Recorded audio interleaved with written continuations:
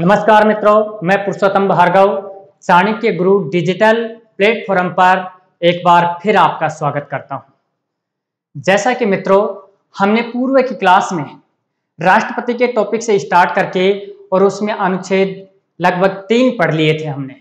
अनुच्छेद 52, अनुच्छेद 53 और अनुच्छेद 54। उन तीनों की बात वापस एक बार थोड़ा सा करें तो क्या है कि अनुच्छेद 52 में क्या लिखा हुआ है? भारत का एक राष्ट्रपति होगा। अनुच्छेद 53 की बात करें तो सभी संवैधानिक शक्तियां राष्ट्रपति में निहित होती हैं और उन सभी शक्तियों का प्रयोग राष्ट्रपति या तो स्वयं करता है या अपने अधीनस्थों के माध्यम से करता है। और अनुच्छेद 54 की बात करें तो अनुच्छेद 54 में राष्ट्रपति के निर्वाचक मंडल का वर्णन किया गया है और हमने जहां तक निर्वाचक मंडल को बड़े ही विस्तृत रूप में पढ़ा था। अब बात करें आगे की उससे तो अनुच्छेद 55, अनुच्छेद 55 थोड़ा विस्तृत अनुच्छेद है जिसके बारे में हम थोड़े डिटेल से अध्ययन करते हुए आगे बढ़ेंगे। अनुच्छेद 55 में राष्ट्रपति की निर्वाचन पद्धति के बारे में उल्लेख किया गया है। हम जानते हैं कि मित्रों, लोकसभा, विधानसभा और स्थानीय स्वशासन, इनके चुनाव की जो सिस्टम होता है वो कुछ अलग होता है और राष्ट्रपति के चुनाव में अलग सिस्टम होता है। लोकसभा और विधानसभा के चुनाव में जो ज्यादा वोट प्राप्त कर लेता है उम्मीदवार, वो ही जीत जाता है। उसमें फर्स्ट पास्ट पोस्ट सिस्टम पद्धति से चुनाव करवाए जाते हैं, लेकिन राष्ट्रपति के चुनाव में जो पद्धति अपनाई जाती है वो अलग पद्धति होती है। सबसे पहले तो इसकी बात करें राष्ट्रपति के चुनाव की कि राष्ट्रपति के चुनाव कौन करवाता है, तो भारत का केंद्रीय निर्वाचन आयोग राष्ट्रपति के चुनाव संपन्न करवाता है। कौन करवाता है? केंद्रीय निर्वाचन आयोग राष्ट्रपति के चुनाव संपन्न करवाता है। दूसरी बात इसमें कि राष्ट्रपति के चुनाव जो होते हैं वो गुप्त मतदान के द्वारा होते हैं। गुप्त मतदान, सीक्रेट वोटिंग होती है। इसमें किसी को पता नहीं लगता है कि किस उम्मीदवार को किस वोटर ने कौन सा वोट दिया है अपना, तो ये पता नहीं लगता है, गुप्त मतदान होता है। तीसरी बात कि राष्ट्रपति का चुनाव होता है जो अप्रत्यक्ष चुनाव होता है। अप्रत्यक्ष चुनाव होता है कैसे कि राष्ट्रपति के चुनाव में जनता सीधे भाग नहीं लेती है। अनुच्छेद 54 में जो व्याख्या है कि कुछ खास लोगों से बना निर्वाचक मंडल ही राष्ट्रपति के चुनाव में भाग लेता है, अर्थात जनता डायरेक्ट राष्ट्रपति के इलेक्शन में पार्टिसिपेट न होकर जनता के प्रतिनिधि राष्ट्रपति के चुनाव में भाग लेते हैं। तो राष्ट्रपति का चुनाव कैसे होता है? अप्रत्यक्ष चुनाव होता है। अब जो राष्ट्रपति के चुनाव में जो निर्वाचन पद्धति अपनाई जाती है वो पद्धति कौन सी होती है? राष्ट्रपति के चुनाव में जो निर्वाचन पद्धति अपनाई जाती है वो पद्धति कौन सी है, उसके बारे में हम चर्चा करते हैं। राष्ट्रपति के चुनाव में जो पद्धति अपनाई जाती है वो है आनुपातिक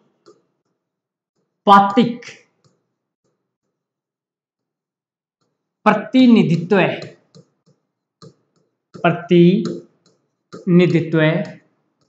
की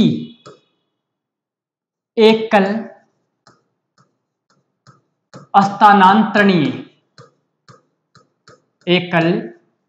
स्थानांतरणीय मत पद्धति।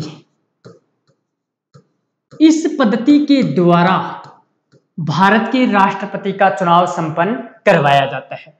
आनुपातिक प्रतिनिधित्व की एकल हस्तांतरणीय मत पद्धति। आने को तो यहां तक ही क्वेश्चन आ जाता है कि राष्ट्रपति के चुनाव में कौन सी पद्धति को अपनाया जाता है, और ऑप्शन में होता है कि आनुपातिक प्रतिनिधित्व की एकल हस्तांतरणीय मत पद्धति, और हमारा क्वेश्चन भी सही हो जाता है इससे। लेकिन हम समझे कि ये आनुपातिक प्रतिनिधित्व की एकल हस्तांतरणीय मत पद्धति होती क्या है। तो मित्रों, इसमें क्या है कि मतदाता होता है वो अपने उम्मीदवार को पसंद के आधार पर वरीयता क्रम में मतदान करता है। जैसे जितने उम्मीदवार होते हैं उन सभी उम्मीदवारों को मतदाता अपनी पसंद के आधार पर वोटिंग करता है, यानी सभी उम्मीदवारों को वोट करता है, लेकिन वो वरीयता देता है इसमें। कैसे कि मेरी पहली पसंद ये होगा, दूसरी ये होगा, तीसरी ये होगी, चौथी ये होगी। राष्ट्रपति के चुनाव में देखो, जैसे हम एग्जाम्पल की दृष्टि से समझ रहे हैं कि 4 उम्मीदवार हैं, ए बी सी डी, और कोई नाम भी रख सकते हैं हम, सीता, गीता, रीता, मीता, कोई भी नाम रख लो, क्योंकि ये तो एग्जाम्पल ले रहे हैं हम। तो हमने 4 उम्मीदवार बना दिए राष्ट्रपति के, ए बी सी और डी। ये बैलेट पेपर है राष्ट्रपति के चुनाव का। मतदाता जाता है, उसको ये बैलेट पेपर दिया जाता है, ये 4 उम्मीदवारों के नाम होते हैं, और मतदाता को वोटिंग करनी होती है। कैसे? पसंद के आधार पर वरीयता देनी होती है। जैसे मान लो कोई भी निर्वाचक मंडल का सदस्य मतदान करने गया और उसको ये बैलेट पेपर दिया गया, वो जाते ही इस पे टिक करता है कि मेरी पहली पसंद 1 नंबर, कि मेरी तरफ से ए नंबर को राष्ट्रपति बनाया जाना चाहिए। यदि ये नहीं जीतता है तो मेरी दूसरी पसंद सी को दे, कि सी जीतना चाहिए मेरी दूसरी पसंद। यदि सी भी नहीं जीतता है तो मेरी पसंद बी तीसरे नंबर की, और मेरी चौथी पसंद कौन सी है? डी। इस प्रकार से जो वोटर्स होता है, निर्वाचक मंडल का सदस्य, अपनी पसंद के आधार पर सभी उम्मीदवारों को वरीयता क्रम में मतदान करता है। तो ये आनुपातिक प्रतिनिधित्व की एकल हस्तांतरणीय मत पद्धति होती है। अब मित्रों, इसमें देखना क्या है कि राष्ट्रपति के चुनाव में जो वोटर्स होता है उसका एक वोट नहीं गिना जाता है। वोटर्स के वोट की वैल्यू गिनी जाती है। एक मतदाता होता है, उसके वोट का मतमूल्य गिना जाता है। जैसे लोकसभा के चुनाव में, विधानसभा के चुनाव में सामान्यतः क्या होता है, एक मतदाता होता है और वो एक वोट देता है और उसका एक ही वोट गिना जाता है, एक वोट गिना जाता है। लेकिन राष्ट्रपति के चुनाव में एक अलग तरीका है कि एक जो मतदाता है, निर्वाचक मंडल का सदस्य, उसकी एक वोट न गिना जाकर और उसका मतमूल्य गिना जाता है। तो इसके लिए अनुच्छेद 55 में वर्णन किया गया कि कैसे गिना जाएगा एक वोट, किस तरीके से मतमूल्य को निकाला जाएगा, कैसे डिसाइड किया जाएगा कि एक विधायक का मतमूल्य क्या होगा, एक सांसद का मतमूल्य क्या होगा। जो मतमूल्य निकाले जाते हैं उस मतमूल्य के लिए 1971 की जनसंख्या को निर्धारित किया गया है कि 1971 की जनसंख्या के आधार पर एक विधायक का मतमूल्य निकाला जाएगा। और ये 1971 की जनसंख्या का बेस कब से बनाया गया? 42वें संविधान संशोधन 1976। 42वें संविधान संशोधन 1976 के तहत ये कर दिया गया कि 1971 की जनसंख्या के आधार पर एक विधायक का मतमूल्य निकाला जाएगा। लेकिन लिखा क्या गया इसमें कि 2000 तक ही ये मान्य होगी। कब की जनसंख्या? 1971 की। लेकिन फिर 2000 में अटल बिहारी वाजपेयी की सरकार थी और उन्होंने भी एक 84वां संविधान संशोधन 2001 में किया। कौन सा संविधान संशोधन किया? 84वां संविधान संशोधन 2001 में किया। और इस संशोधन के तहत ये 2000 की जो जनसंख्या निर्धारित की गई थी, इसको क्या कर दिया गया कि 2026 तक 1971 की जनसंख्या के बेस पर ही राष्ट्रपति के चुनाव में एक विधायक का मतमूल्य निकाला जाएगा। ये तो 1971 की जनसंख्या को बेस बना दिया गया। अब बात करें हम कि एक विधायक का मत मूल्य कैसे निकाला जाएगा। एक विधायक का मत मूल्य कैसे निकाला जाएगा। एक विधायक का मत मूल्य फॉर्मूला है ये, ऊपर हम लिखेंगे कि उस राज्य की 1971 की कुल जनसंख्या, 1971 की कुल जनसंख्या, ये तो हमने ऊपर लिख दिया फॉर्मूला के अनुसार।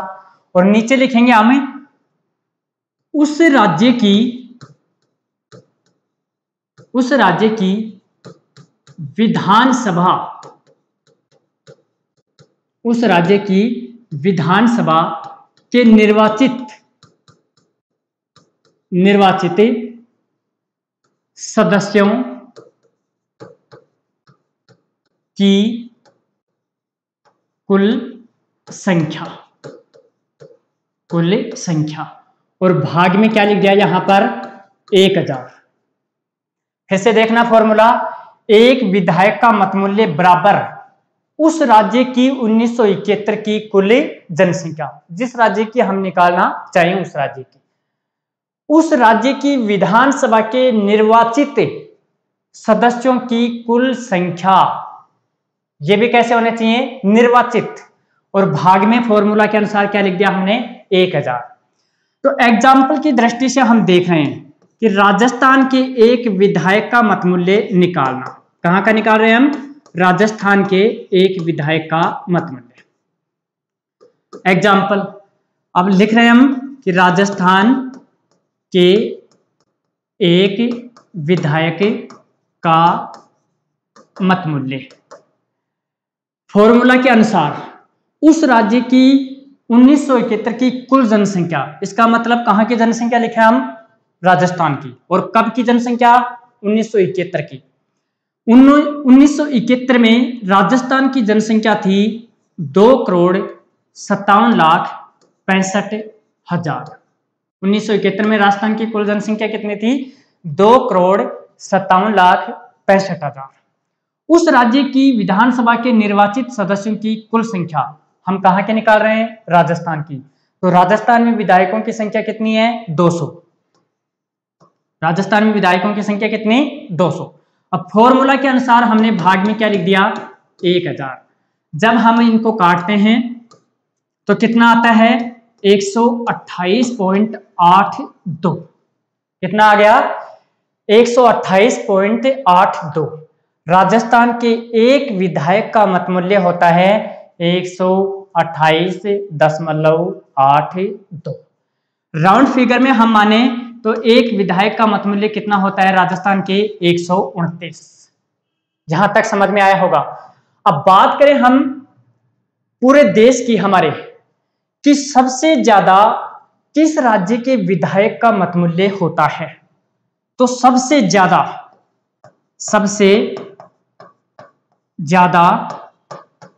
उत्तर प्रदेश के एक विधायक का मत मूल्य होता है। उत्तर प्रदेश के एक विधायक का मत मूल्य कितना, 208। उत्तर प्रदेश के एक विधायक का मत मूल्य 208 होता है। ये तो सबसे ज्यादा।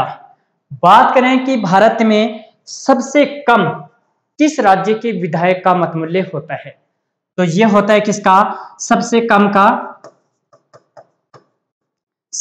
कम यह है सिक्किम। सिक्किम राज्य के एक विधायक का मत मूल्य होता है कितना, 7। सिक्किम राज्य के एक विधायक का मत मूल्य 7, जो भारत में सबसे कम है। और सबसे ज्यादा की बात करें तो उत्तर प्रदेश के एक विधायक का मत मूल्य कितना है, 208।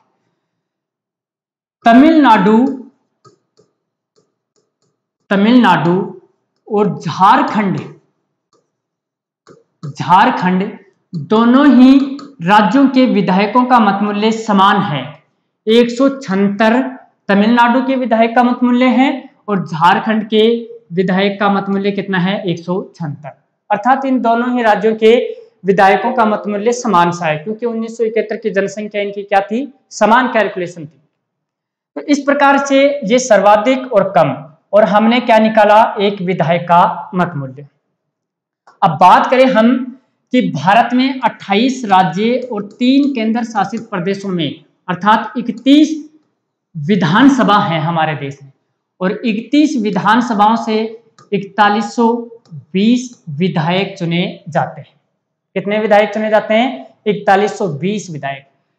अब बात करें हम कि 4120 विधायकों का मत मूल्य कितना होगा, तो 4120 विधायकों का मत मूल्य होगा 5,49,474।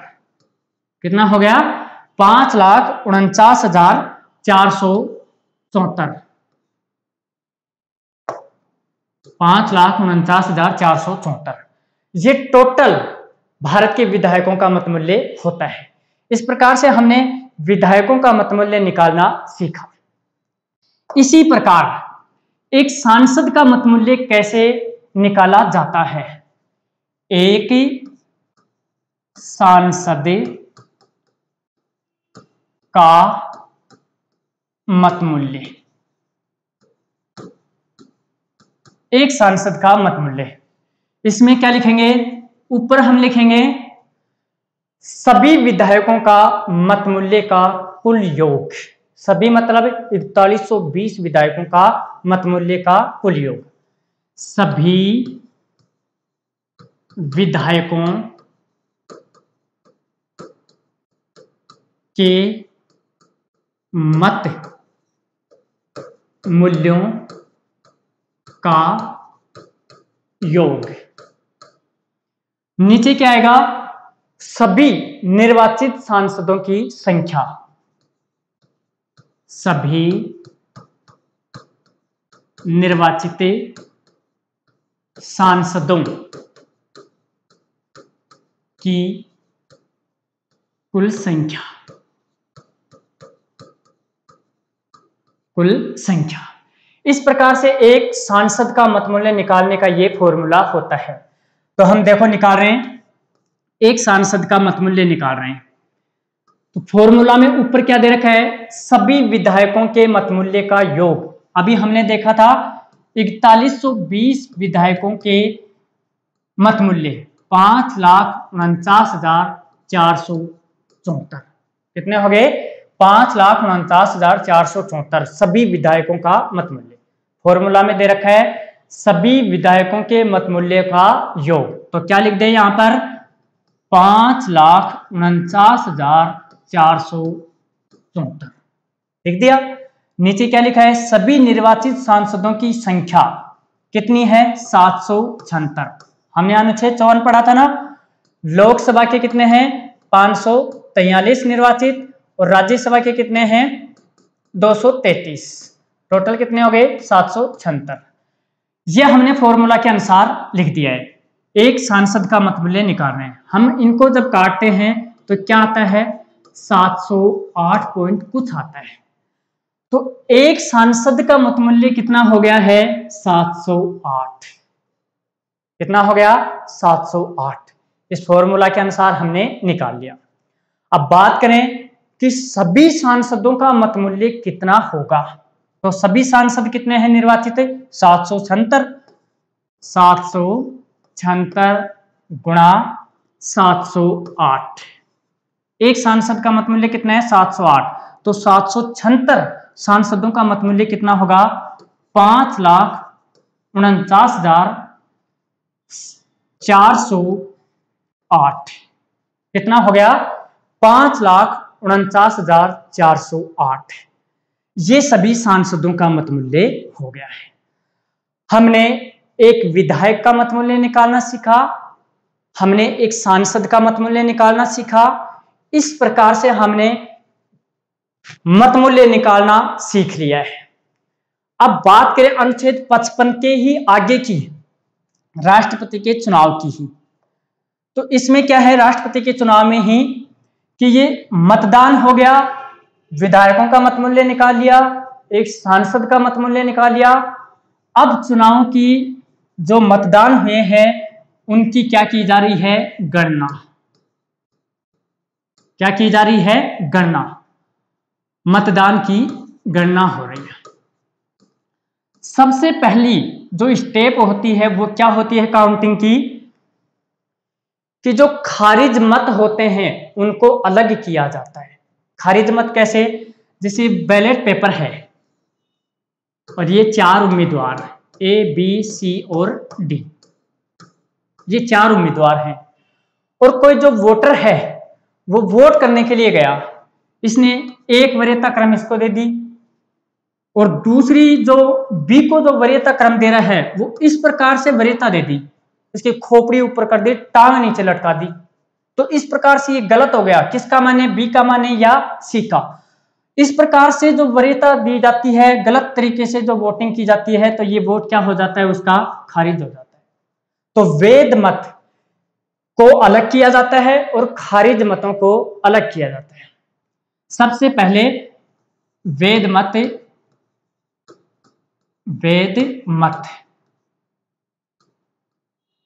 अलग किए जाते हैं और खारिज मतों को गणना से हटा दिया जाता है, को गणना से हटा दिया जाता है। सबसे पहली स्टेप ये होगी कि वैध मत अलग किए जाते हैं और खारिज मत अलग होते हैं। उसके बाद हमने देखा कि लोकसभा, विधानसभा और स्थानीय स्वशासन में जो उम्मीदवार टोटल जो वैध मत होते हैं उनमें सबसे ज्यादा वोट जो प्राप्त कर लेता है वो ही जीत जाता है। लेकिन राष्ट्रपति के चुनाव में ऐसा नहीं होता है। राष्ट्रपति को चुनाव जीतने के लिए एक निश्चित निर्वाचित कोटा प्राप्त करना होता है। क्या प्राप्त करना होता है, निश्चित निर्वाचित कोटा प्राप्त करना होता है। यानी जो टोटल वैध मत होते हैं, कुल वैध मत होते हैं, इनके आधे से प्लस वोट प्राप्त करने होते हैं।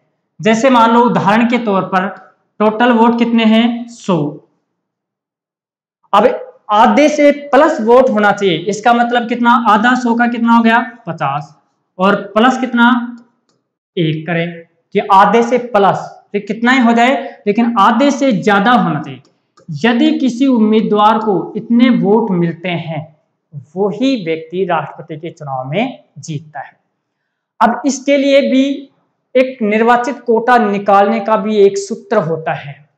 वो सूत्र क्या है देखना, निर्वाचित कोटा निकालने का सूत्र, निर्वाचित कोटा। निर्वाचित कोटा देखना, निर्वाचित कोटा में क्या है, कुल वैध मतों का योग, कुल वैध मतों का योग। नीचे क्या है, रिक्त पदों की संख्या, रिक्त पदों की संख्या प्लस 1 और यहां प्लस में भी कितना है, 1। ये एक निश्चित निर्वाचित कोटा निकालने का सूत्र होता है। निर्वाचित कोटा निकालने का सूत्र कुल वैध मतों की संख्या या कुल वैध मतों का योग बटा रिक्त पदों की संख्या प्लस 1 और यहां भी प्लस में कितने लिख देते हैं हम, 1। ये इसका सूत्र होता है। अब देखो हमने क्या पढ़ा था कि 4120 विधायकों का मत मूल्य कितना था, 5,49,474 और जो 776 सांसद थे इनका कितना हो गया, 5,49,408। कितना हो गया है? 408। इस प्रकार से टोटल कुल वेद मत कितने हो गए हैं, इनका जोड़ते हैं तब कितना हो गया? 10,98,882। कितना आ गया? 10,98,882। अब देखना हम निश्चित निर्वाचित कोटा निकाल रहे हैं कि कुल वेद मतों का योग कितने हो गए? कुल वेद मत 10,98,882। हम लिख देते हैं 10,98,882। रिक्त पदों की संख्या, भारत में कितने पद रिक्त होते हैं? एक। अनुच्छेद 52 कहता है ना, भारत का एक राष्ट्रपति होगा, तो रिक्त पदों की संख्या कितनी लिखें? एक। फॉर्मूला में फिर क्या है? एक। यहां भी फॉर्मूला के अनुसार हमने क्या लिख दिया? एक। अब देखो, एक रे कितने हो गए? 2। जब हम इनको काटते हैं तो कितना आएगा? 10,98,882 को जब हम 2 से काटते हैं तो कितना आएगा? 5,49,441। 2 से काट दिया, प्लस 1 कितना हो जाएगा?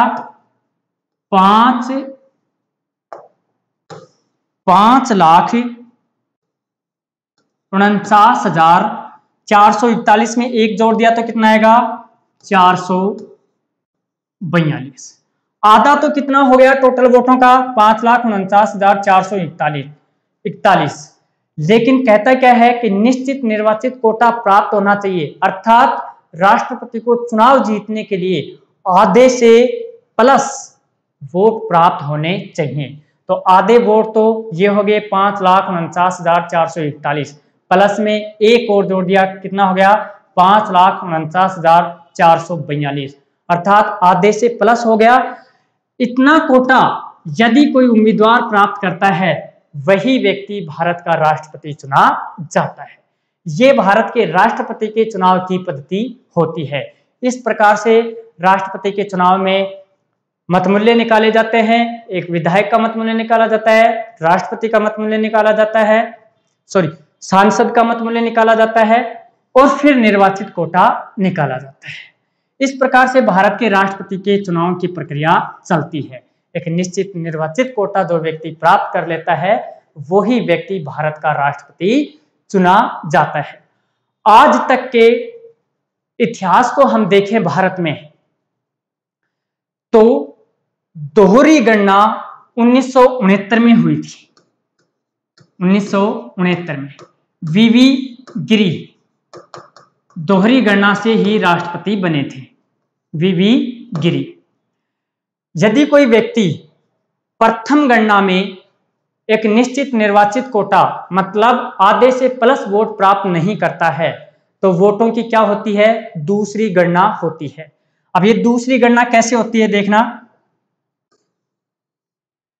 कि जो प्रथम गणना होती है, प्रथम गणना, और इस प्रथम गणना में कोई उम्मीदवार यदि आधे से प्लस वोट प्राप्त नहीं करता है, तो जैसे हमने उदाहरण में देखा था कि 4 उम्मीदवार थे, ए, बी, सी और डी।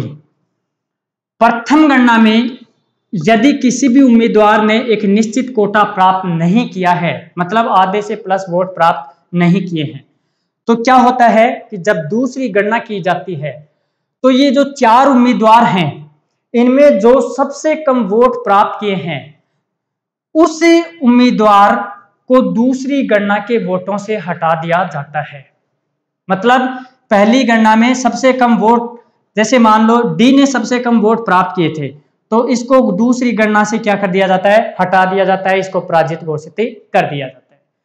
उसके बाद जब दूसरी सेकंड राउंड की गणना होती है, तो सबसे कम जिस उम्मीदवार ने वोट प्राप्त किए थे, उस उम्मीदवार के वोटों को इन शेष बचे उम्मीदवार के वोटों में जोड़ दिया जाता है। और ये गणना जब तक चलती है, जब तक किसी राष्ट्रपति को एक निश्चित निर्वाचित कोटा प्राप्त नहीं हो जाता है। आज तक के इतिहास में सिर्फ द्वितीय चक्र की गणना 1969 में ही हुई थी और इस द्वितीय चक्र की गणना से वीवी गिरि जी राष्ट्रपति चुने गए थे। इनको वोट मिले थे 50.50, मतलब आधे से प्लस हो गया था दूसरी गणना में, और वीवी गिरि जी को राष्ट्रपति विजेता घोषित कर दिया था। आज तक के इतिहास में सबसे कम बहुमत से जीतने वाले भी राष्ट्रपति कौन है? वीवी गिरि ही। यदि पूछा जाए कि सबसे ज्यादा बहुमत से जीतने वाला राष्ट्रपति कौन है, तो वो है राजेंद्र प्रसाद, भारत के प्रथम राष्ट्रपति राजेंद्र प्रसाद। 1957 में जब दूसरी बार उन्होंने राष्ट्रपति का चुनाव लड़ा था, उस समय इनको 99.3% वोट प्राप्त हुए थे। 99.3, अर्थात आज तक के इतिहास में सबसे ज्यादा वोटों से जीतने वाले राष्ट्रपति कौन है? डॉक्टर राजेंद्र प्रसाद। इस प्रकार से अनुच्छेद 55 की जो व्याख्या थी हमने डिटेल में समझी। मैं आशा और उम्मीद करता हूं कि अनुच्छेद 55 की जो राष्ट्रपति की निर्वाचन पद्धति है, वो निर्वाचन पद्धति आप सबको समझ में आई होगी। बड़ी सिंपल तरीके से 3-4 स्टेप है, स्टेप वाइज आप इसका अध्ययन करेंगे तो निश्चित रूप से इसमें से आपको बहुत लाभ होगा और आपका एग्जाम में क्वेश्चन निश्चित रूप से सही होगा। और इसमें बहुत बार कंसेप्ट के आधार पर नाना प्रकार के क्वेश्चन पूछे जाते हैं। आप बड़ी से बड़ी एग्जाम, चाहे नेट के ले लो, चाहे आईएएस के ले लो, चाहे आरएस के ले लो, चाहे हमारे रीट, पटवार, सेकंड ग्रेड, फर्स्ट ग्रेड, इन सब में अनुच्छेद 55 का बहुत महत्व है और यहाँ से कहीं ना कहीं क्वेश्चन पूछा जाता है। तो मित्रों, आज की क्लास में हम इतना पढ़े और आशा और उम्मीद करता हूं कि ये आपको समझ में आया होगा। और मैं ये चाहता हूं कि चाणक्य गुरु डिजिटल प्लेटफॉर्म की जो एक क्लास है, इसको आप ज्यादा से ज्यादा लाइक करें, सब्सक्राइब करें, और आशा और उम्मीद करता हूं कि अपने सभी मित्रों में इसको शेयर करें और ज्यादा से ज्यादा कमेंट्स करें। आपके कमेंट से ही हमें एक आंतरिक ऊर्जा मिलेगी, जिससे कि हम एक बेहतर प्रयास कर सकेंगे चाणक्य गुरु डिजिटल प्लेटफॉर्म पे। धन्यवाद।